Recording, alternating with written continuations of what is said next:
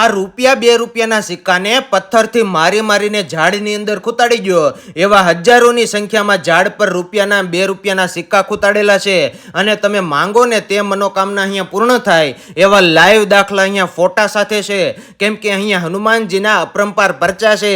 એમાંનો એક પરચો આ ઊંચી ભેખડ પર માલધારી જ્યારે ભેંસ ચરાવતો હોય ત્યારે તે ભેંસ આ ભેખડ પરથી નીચે પડે ને માલધારીને થાય કે મારી ભેંસ મરી ગઈ, પરંતુ તે માલધારી નીચે આવીને જોવે ને તો તેની ભેંસ જીવતી હોય. જો તમે પણ આ અમરેલી જિલ્લાના આજુબાજુના ખાંભા તાલુકા પાસેથી નીકળો ને તો આ હનુમાનગાળા મંદિરે દર્શન કરતા જજો.